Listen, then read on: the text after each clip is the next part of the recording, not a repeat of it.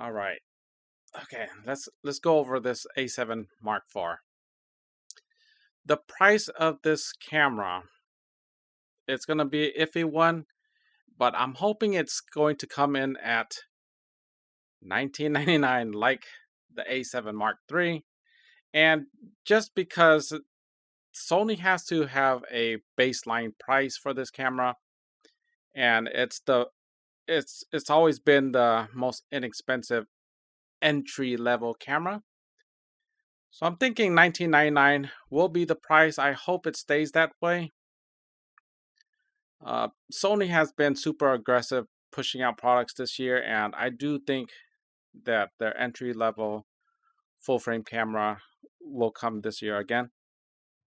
And the reason why I think that it's going to be the A7 Mark IV is because the A7Rs just got the updates for the A7R Mark III A7 4A, and even though it was just a minor update, they got those updates. So that's why I think that because those products are so fresh, they're not going to do that again this year. Those are going to be delayed and moved down the line, but it's kind of confusing because the A7 Mark III just got a recent firmware update in March for the FTP service, where the A7R Mark III did not get that same firmware update. So it's just really confusing. And Sony's just playing mind games on me or something. So they don't have that they don't have um this the consistency going on right there, because the R3 is like an older camera than the A7 III, so it's kind of difficult to predict these things with Sony. All right. Let's see what the price should be. And let's talk about the sensor. The sensor of this A7 III. Okay, so there's a few ways they can go at it. With a 36 megapixel sensor, I think that would be a good point for the sensor. However, 24 megapixel does seem to hit a good spot because it's good for pictures, still photos, and it's also good for video because 24 megapixels is around 6K, and 6K is going to factor well into, like, if you're going to downsample anything, or if you're going to um it's just really good to process. And if you have like a 6K sensor like the A9, I think that would be ideal, but it's probably not going to happen. A little bit of wishful thinking, because the A9 is just a fantastic sensor, and it'll handle any sort of like high speed video. And the biggest problem with the A9 is that um it is just it's it's just so high tech. And what would happen with the A9 Mark III, it's kind of hard to say. um Kaushi to Tiwari, will the prices of the A7 III drop when the A7 IV comes? I don't need any more than the A7 III. I'm into monochrome portraits and HDR landscapes. Well, the A7 Mark III is around $1,400 right now. I think it can go down to 1,200, but the price of the A7 III is pretty low already. I think it's 1,400. I could be wrong. It could be. I'm expecting it to drop to 1,200, and that's probably enough of like a difference between the A7 III and A7 IV, so that if you're in the market for one and you just want to save money and get the basics, the A7 III is an awesome camera. I'm using it right now. So as far as prices go, I think around $800 difference, that's good enough of a segmentation. And if you want like a B camera, I mean, the A7 III is still a fantastic B camera. Moving on to what it should have. Okay, so like the A7S III, it should have the Bions XR. It should have the touch menus.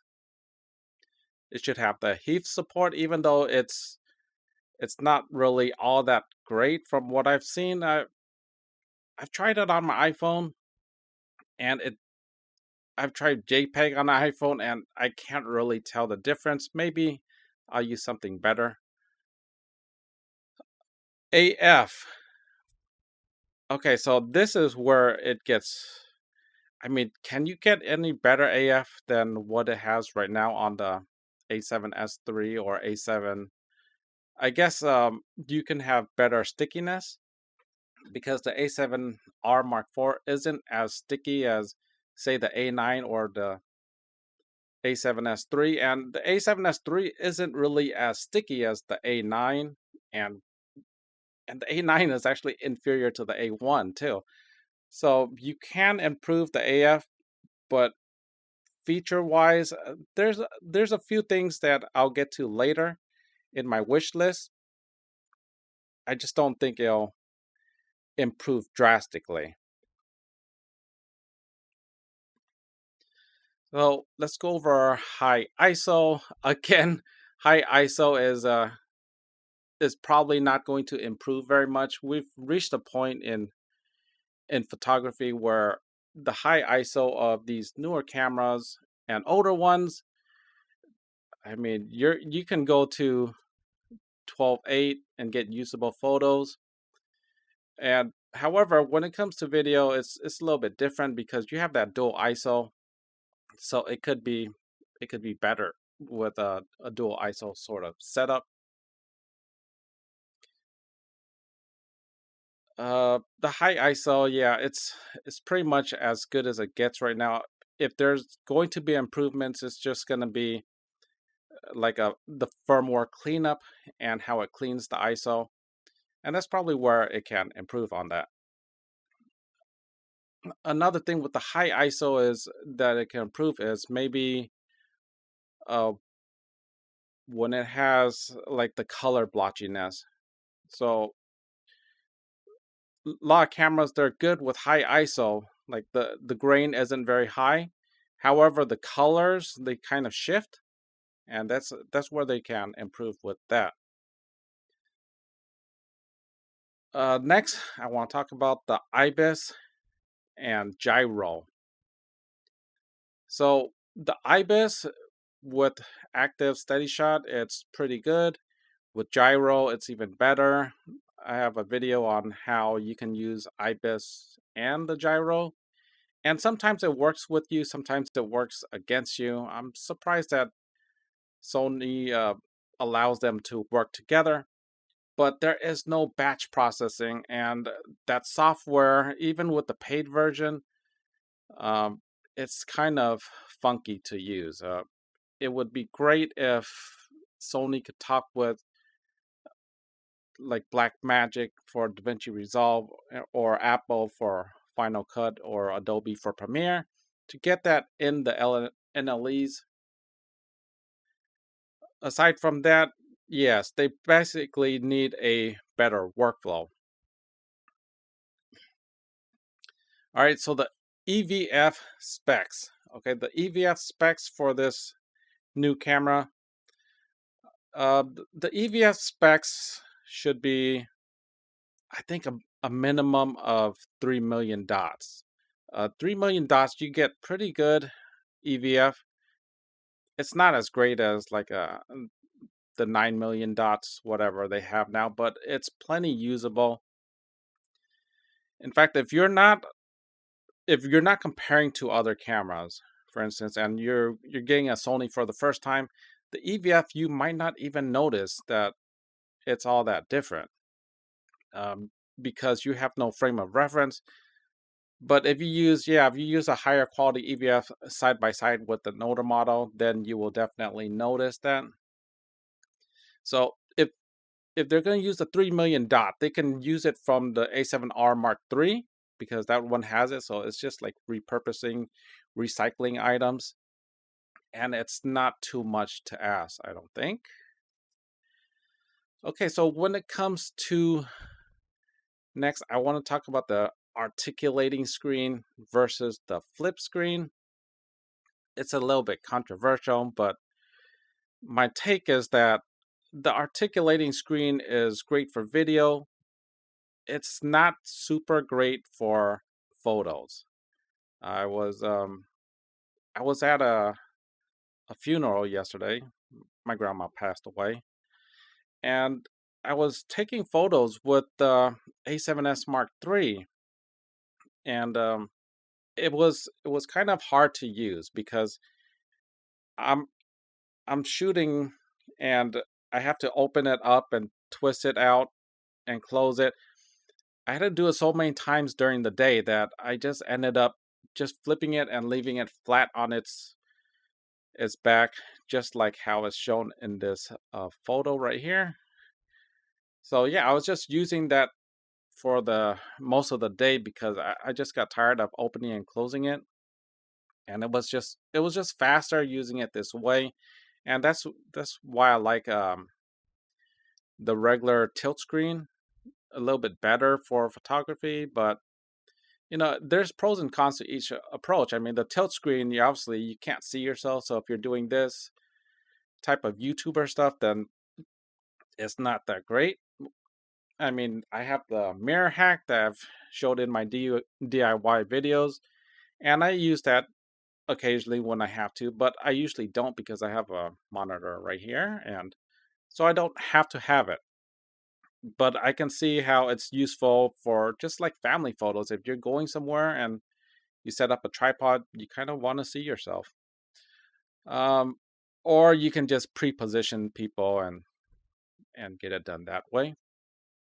But it is kind of annoying when you're using the articulating screen and you're just behind the camera most of the time. There's things, but the tilt screen that has issues when you're in portrait orientation. I just don't find that big of an issue. Okay, so moving on to the next topic is frames per second. And again, this is sort of related to the sensor. If you have a stack sensor like the A9, then you can pretty much go really, really fast and not have to worry about anything because it's not going to have like rolling shutter issues where conventional electronic shutters have. But let's say that we are not getting that and we're stuck with the 36 megapixel sensor, but 36 megapixels will be really good. And they will definitely need a new shutter mechanism because their new shutter mechanisms, like the S3, it is really good. It's really quiet. It's quiet. It feels softer, but it should be faster than just 10 frames per second. I'm hoping that it goes up to 12 for mechanical, but if they can do like a 20 frames per second stack sensor, I have no idea where how they're gonna sell the A9 Mark III. So that's why I'm thinking it might not happen. But if they have a 36 megapixel sensor overall, then their baseline model can technically do like very close to 8K resolution. Close, very close. They could call it like 8K light or something. So that's where that might run into problems, and they might have problems selling the A1 or the A9 Mark III. So that market segmentation could be a little bit of an issue. Okay, so I think that's what the basics should be for like photography wise. What you should expect from this next camera. And now I'll go over the video features and what I think would be the basics. And some of the items are kind of wishy-washy, like wish list items as well. 4K 60 full frame, I think that should be the basics.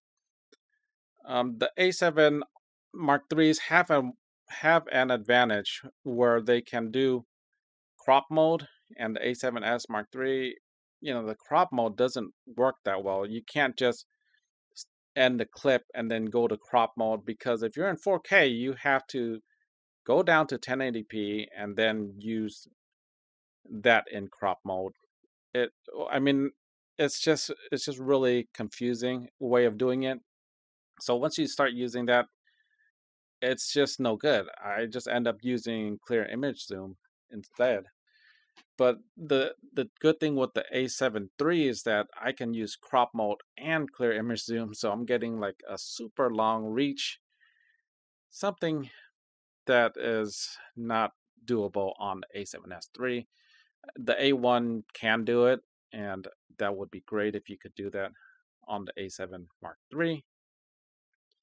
Shutter angle, yeah, it really should have shutter angle. If it's not that difficult of a feature to add. So if you're following like the 180-degree or even 270-degree, whatever shutter angle you use, you want it to just follow with your frame rate. And when we're talking about the frame rate, there could be a better way of changing the frame rate other than going into the menu. So if that is all sorted out, then shutter angle, you can use custom 1, 2, and 3, and that's currently how I set it up. So at 24, I set up at 50. At 60 frames per second, I set it to 125 shutter speed, and at um, 120 frames per second, I set it to 250 to match the shutter angle. Or I just simply go in aperture priority mode because I don't want to deal with that sort of thing. And the problem with the custom mode is that the white balance cannot be changed in custom mode. So you can't take a custom white balance. And I'm not sure you should, because that's kind of slow, right? If you're going from 4K 24 to 4K 60, do you really want to take a custom white balance every time you're doing that? I don't think so. Um, with my typical workflow, I just put the custom white balance as like a scrollable wheel in Kelvin, because there's only so many white balance values that you use on like a daily basis. You're going to use like around 3,000 for tungsten, or 4,000 for mixed lighting, or 5,600 for uh, sunny weather, or 5,000 to 5,600 depending on your taste. So it's not that many type of white balances, and the problem is that if I'm switching custom modes, that thing gets reset every time. So I don't want that to be reset, and I think that's just a really simple firmware change for Sony to do. I believe if they had a better touch menu, a slightly better touch menu where you can just change frame rates and change if you could just change frame rates in the touch menu or with the custom button really fast without diving into the menu, you can you can you can avoid all this mess, and you don't even need those custom functions for those shooting modes, and use them for something else. Like if you're doing landscape photography, you just use a custom function, so that a custom mode, so that you have your full landscape settings like ISO 100, f8, and yeah, 1/30th of shutter speed or something as your baseline, because that's probably what you're going to be at. Okay, so white balance in custom modes needs to be fixed. Um, Another thing that I would like is um, to change exposure while you're in custom mode. Sometimes you just gotta wing stuff and you're in manual mode and you just want to use aperture priority instead. You have to get out of that custom mode because it's not gonna save. And changing those exposure modes in general, you have to go into the menu. I don't know of any way. If you guys know of any way to just change that mode without the menu change, let me know in the comments. That I just find it's just a little bit slow. All right. Moving on to wish list. There's some items on this wish list that I am really wanting, and in no particular order. Live cropping. So live cropping is basically a truck type movement, where you move the camera from side to side or top to bottom, bottom to top. You're moving the camera physically, but instead, when you have live cropping, the camera does it in body for you. Like say, if you have a 6K sensor, it'll record just whatever this box would be, and maybe down to like 4K or something. And then if it moves over, it records that all in camera. Of course, you got to do this on the tripod, but it makes it look like you have a truck movement, but it's just basically a poor man's way of doing those type of movement for like YouTube scrubs like me, where you don't want to bring out a slide or anything. It's just a fake way of doing those slider movements. So live cropping would be great. Um, Automatic focus racks. Like say you're recording and you just want to do a focus rack from A to B, B to C. You have those three and maybe the duration, how long it takes to do that type of focus rack. It would be great if that's doable in camera without having to man it. Um, let's see. Uh, Intervalometer.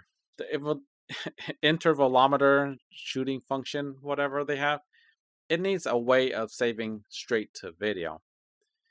Uh, Even with if you're working with like NLEs, like DaVinci Resolve, you only have to drag in one file, and it'll capture all the other files and make a movie for you. So it's really convenient if you're using DaVinci. But I can't say the same with everything else, and you really don't want to have a glob full of files, especially if you're working on like a phone or tablet and you just want a quick time lapse. You don't want to bring over all of those files just to make a time lapse when the camera could do it in seconds in body. Just a thought, Sony. I mean, it's been done before on let me see, the Play Memories. Yeah, the Play Memories app on the A7R2, the older models. It was doable. You could do that type of thing, but it would only output in 1080. So it would be better if it could output at the full resolution. And maybe even with the live cropping or punch and zooming in camera, that would be great. Let's see. Uh, Dials. Okay, this goes into the ergonomics of the cameras. I don't have that much of a problem with the size. However, the dials. I think the dials on the Sony cameras in general are a little bit too stiff. The dials to change the settings, I'm fine with the dials for movie mode and the mode buttons and exposure comp and those lock wheels. Mm, yeah, I'll get back to the lock wheels in seconds. But for the dials, it should be a little bit smoother. I'm taking photos all throughout the day, and my least favorite dial is that spinny wheel on the back. That thing is a little bit too stiff. And what happens is that if I'm spinning it, and it's stiff, then that means I have to push harder, and I'm likely to push a button rather than spin it. So that is an annoyance. I don't like using that spinny wheel, even though, I don't make that mistake that often with the A7S III. It'd be For whatever reason, I think they might have got it right. I'm just really iffy to use it. So whenever I use that dial, I use custom hold, like the custom recall hold, whatever. Oh, hello, Alex Martins. Hello, back to you. And okay, so when I'm using that dial, I'm holding it and I'm spinning it so that there's no accidents.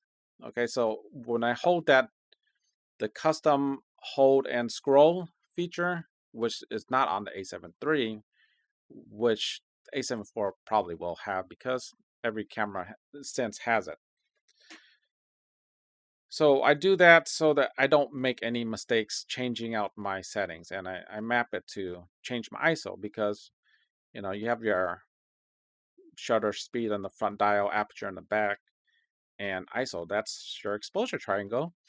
And on top of that, I use a custom hold and the top dial for white balance.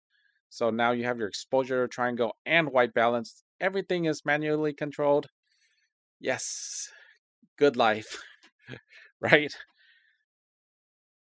So everything is on a dial, and you have like one to spare. You can technically hold the center button and then scroll the top one, but I don't need it. 4 is good enough. 4 scrollable dials, quick, concise. That's really good enough. Okay, so another wish list item would be picture in picture manual focus. That would be really nice to have. Um, let's say you just have like a picture in picture, like my screen right here.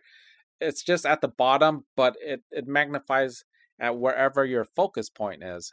Let's say your box is like right in the middle. The picture in picture would just magnify that little scene right there, and from there you can fine tune it really quick if you're just a manual type of shooter. Sometimes you just got to go in manual. The autofocus isn't everything. It's great for most things, but it's not everything. Picture in picture. Um, Another thing they can add to make it better is the ultra fine AF. So if you're zoomed in right now, if you're zoomed in into you can actually AF when you're zoomed into something, but I haven't found a good way of getting into that really quick. And okay, because you have to zoom in and then you move the AF point. It's just not seamless. The workflow could be better. So I don't remember offhand how to do that because it was just all too clunky to do. But it has potential. It has potential, and we know that the hardware is capable of doing that sort of thing. So Sony, please, okay,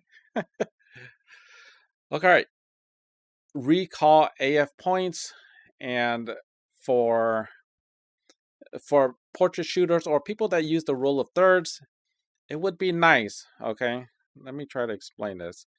It would be nice if we had like the focus window like that. All right, it's just that area, and when you switch to orientation, portrait orientation, then it's just somewhere over here like that.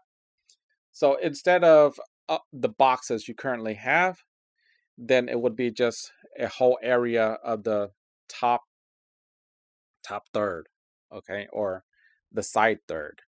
That way, if you're a portrait shooter, then it's just really easy for you to navigate that. And another way would be just to have like 3 large boxes. It only has to be 3, okay? The left, right. Well, you could have even more because sometimes you just want center portraits as well. But the left quadrant, middle, right, middle, bottom, and a quick way of like just toggling back and forth those points, or if you just don't have too many points, then you can toggle it really quickly. That's just a thought. Let's see what else it should have on this. Well, these are just wish list items. I'm not saying that it should have it. Focus stacking in camera. I don't really use this often, but I know people that are frustrated with it, and it's not that difficult to do. Sony should just add it. Focus stacking. I know it's doable because the fine movements of focus by wire is totally possible. If you use a Bluetooth remote, you have the focus buttons, all right, the plus and minus focus buttons. You can actually really fine tune your focus with those buttons. So it's just like an electronic signal to the system, and a small one. So it's totally doable. Just give us focus stacking. Sometimes if you're doing a landscape shots, you just want front, middle, back. You're at f8 already, and that typically covers it. Or if you're shooting a small animal that's not really moving, and you have a 600 millimeter lens, your depth of field is tiny. So a quick five snaps focus stack for like perched birds or something. It doesn't have to be that complex, and in camera that would be great, because if I'm using the remote, obviously I have to hit the plus and then hit the shutter, hit the plus and shutter, and it's not merged in camera. So merging in camera is just like a quality of life type of issue. Let's see. Long Rider's saying, I would love a feature, especially on higher megapixel cameras, where I can shoot and crop with frame lines, but the EVF allows me the full frame view. So I'm thinking I think that's a Canon feature, right? Where in crop mode. Okay, so in crop mode, I think that was a Canon feature. You could shoot in crop mode, and when you bring it into your development software, you have the full image, but it's already pre-cropped to your crop, if that makes sense. So that if you have to back out a little bit, then you could just back out a little bit and you have the full frame. And the advantage of doing it in camera is that your exposure is going to be a tiny bit different, because you're filling the subject more with the frame. And if your subject is darker, then it's going to expose brighter, and you might blow out the skies, which is fine if your subject really fills the frame. And yeah, that would be a neat feature to retain the original image. But if you do that, then your buffer is not going to be the same. It should be an option. Totally agree with that. It should be an option. Next up, I have image stacking. Image stacking. Oh man. Since I do a lot of landscape photography, image stacking to get me like smooth reflections. I just want to have my smooth reflection app back. It's just, if you want to do a long exposures and you don't have filters with you, or you don't want to use heavy-handed filters, okay? Imagine you're somewhere where you want to completely blur out every walking person available. You need a really long shutter speed, and sometimes like 5 minutes. All right.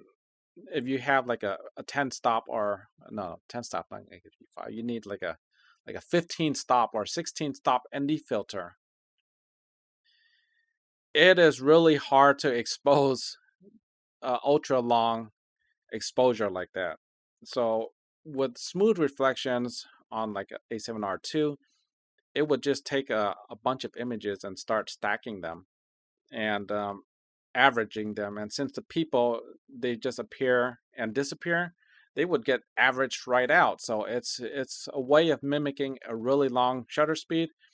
And another advantage is that you have, okay, you're taking multiple shots and you don't have to deal with a filter. So, filters in general, any type of filter, you're prone to flare, and vignetting is gonna, it's like a stronger filter is gonna vignette more on your camera because that's just the way it happens. So if you're using a black filter like a 15 stop, it's, you can't even see, the camera's going to have problems. It's going to be look all grainy just to manual focus, right? You can't do all that stuff. So that's the advantage of like just image averaging and image stacking, is that you can actually see stuff. It's good to see stuff. And and let's say you have to cut the shutter short because the light's changing or a storm comes, because 5 minutes, stuff can happen in 5 minutes, right? Your camera's just stationary. You never know what happens in 5 minutes. So let's say you have to cut it off at 3 and you change your mind. You don't want the whole thing. You can retain a 3 minute average and it's all there. It's just not going to be the full blur of the 5 image stack, for instance. And so when you have that, it's just much more convenient. And I think there was one more problem I had with really dark ones too. And with really dark filters, what happens is that if you get your exposure wrong, you just lost that whole time that you've been sitting there. Yeah, so you find out that 5 minutes was not enough, then tough, start over. Okay, let's see. Long Rider saying I shoot birds in flight and in crop mode. When bird is close, it's sometimes hard to track. If I had wider view, it would be easier, especially for erratic birds. Totally agree. That's why I don't do much of like bird tracking. I've only tried it at the zoo because I had like the annual pass at the zoo, the LA Zoo, and they have those bird shows. And yeah, tracking birds is like really hard. You do have to have a much wider view than you anticipate, and then you crop and post. And if you have a cropped view, they can easily like fly out of the frame because or like right into the frame lines, or the framing's not good. It's just generally a better idea if you have a wider view. And I know if the subject is too far in the distance and Sony's not zoomed in, another thing is the autofocus is not as accurate either. So the more you can fill your frame, you'll have like a little bit more accurate AF, and it's easier to see your subject. It would be great to be able to back out for sure. Yeah, I tried my hands at it because with my annual pass, I was taking my kids there and we were watching those shows. And those hawks and falcons, they're just like really fast. It's really hard to track them. Okay, moving on. Uh, the level in the camera, this thing really should, this should be like a fix. The level in the camera is just not super accurate if you're doing architecture. You don't notice till you get home, and then you find out that you're not super level. And with architecture, you want to get it as good in camera as possible, because if you're fixing this in post, you'd lose a lot of the frame when you straighten lines. And yeah, I would love that level to be super, super accurate. Yeah, it gets my ADD going if my levels are not accurate. And I had like a Acrotech, yeah, this leveling base right here.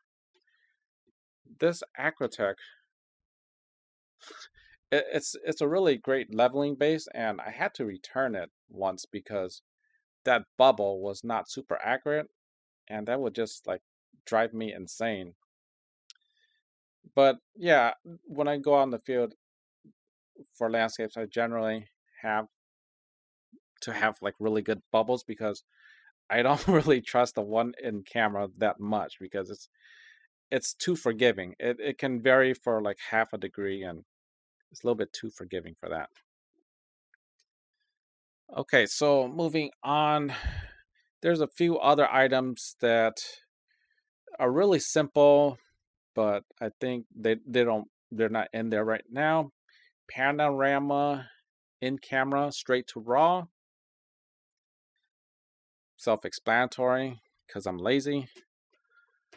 Uh, you can have the best of both worlds. Keep the panorama stitched images and have it go into raw. I know it's possible because like the image stacking, that's totally possible too. Oh yeah, another thing about image stacking is that you do it in Adobe, it'll take forever to stack your images. You don't want to do that. I'm talking about like 30 minutes to stack like one set of photos, and where the camera is constantly doing it in the background because after every image it applies that average. So you're not wasting your time. Your 5 minutes you spend on exposure, whatever. It's already done in camera. The firmware is working on it as it's taking photos. And panorama or just a lot of photos together stacked would be great if you do like one of those like bokeh panorama shots in body because it has a gyro. It could figure this stuff out too. Uh, it could figure it out much better than your computer, which has to map where things go. So I think it's just better that's done in camera. Bracketing, if you're doing like HDR content and you bracket photos, should be in camera with the option to have your own files. I don't see anything wrong with that. Um, Wi-Fi 6. Where are you? Where are you? I've updated to a Wi-Fi 6 router. Please have it. And I think the new phones, they come with Wi-Fi 6. So yeah, it should really come with these newer cameras. Uh, I don't think it's there. If I'm wrong, you guys let me know. Uh, Imaging Edge. This app, I don't know why it's gotten worse over the years. I mean, it's gotten better and then it's gotten worse. You used to be able to touch to focus with AF points visible on screen. Now, use your imagination. You just have to imagine where your AF point is. You don't know where it is. So that could be improved. That should be improved. It's damn mandatory. Come on. It needs to be there. Let's see. This is a fix that I hope that they get in, and that's the database errors. I don't think I've ever had a database error with any other camera. And if my photos are working, then they should be working. Yeah, so those database errors, they're really time consuming if you need to fix it on the field. Oh, you have a database error, and now you have to wait 2 minutes for it to do the correct database error. And a lot of the times that correction doesn't even work anyhow. So if it can't work, then I can't send any images using the camera transfers functions because you've got a database error. And it's scary too because what if it's not saving anymore, right? I've had with my A7S III, I have a problem where two of my current um two of my current SD cards both have database errors. It sounds like impossible, but both of them currently right now have database errors, and I can't transfer it to my phone if I wanted to.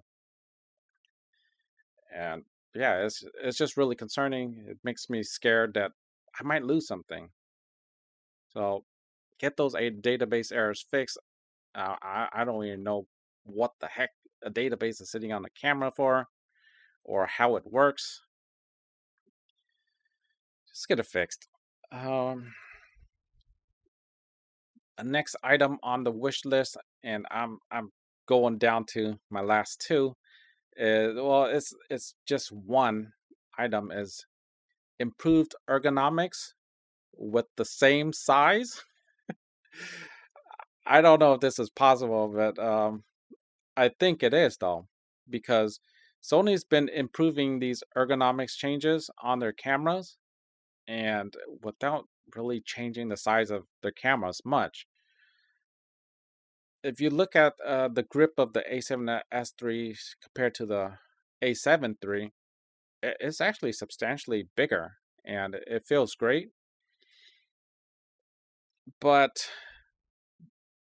I think it can be improved a little bit more.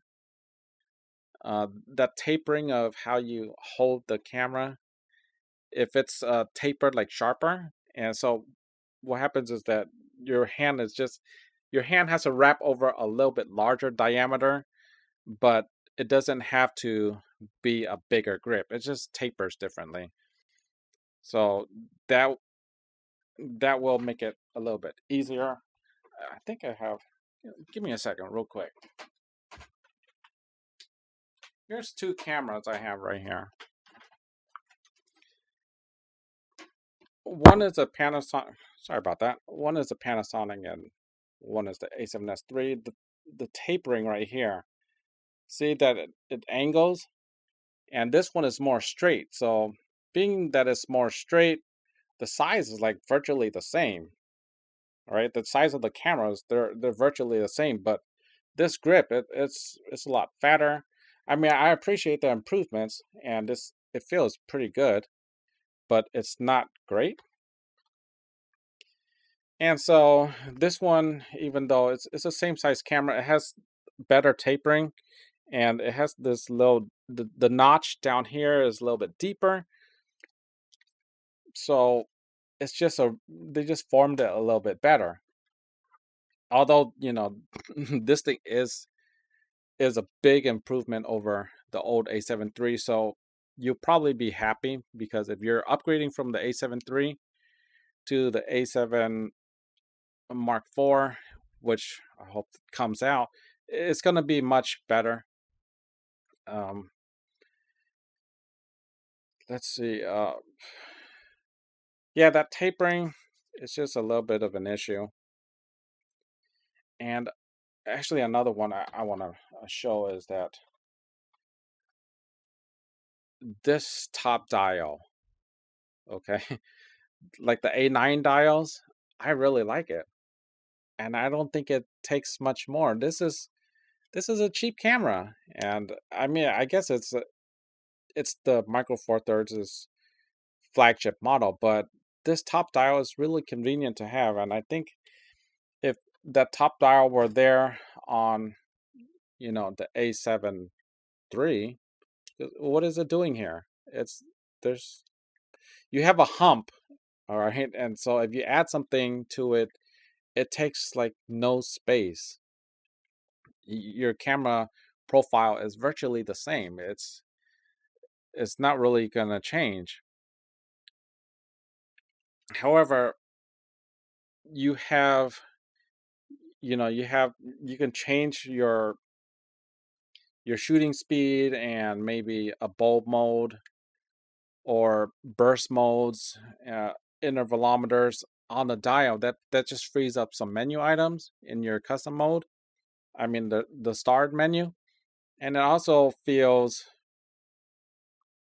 just feels better having that top dial with dual functions. It's just a little bit better for you to navigate your camera. Longwriter says, I added a rubber pad on the right side. It fits right up against my palm, makes the grip feel much bigger, adds no weight. Yeah. Oh yeah, I was thinking about that. Like the FX3 has those bolt-on you know, the FX3 has those bolt-on 1/4 inch threads. If you could add 2 more to the side right here, all right, you have 2 of them to the side, which probably won't work, but yeah, I it might not work because of where the battery is. But if you had it, you could actually make a bigger grip out of it with just, or use a rubber pad, a rubber pad. Yeah, any way to make this thicker. Okay, if this is thicker, then that means your hand wraps more. The more your hand wraps, it's just gonna feel a little bit better. I mean, obviously, this thing doesn't need to grow that much bigger either. They got it pretty damn good. I shouldn't say damn, but they got it pretty good with this. And yeah, it feels great, but it can be a little bit better. The pinky indentation, it's there. It could be a little bit deeper. And they taper this a little bit different, or they make it protrude a little bit more. Because with the FX3, they already changed the grip again. Yeah, the FX3 has a minor difference to these A7 IIIs in that they changed the grip and it's a little bit easier to hold. Okay, and I think that's it for my wish list. It was a lot of stuff, and I will be adding those in the timestamps.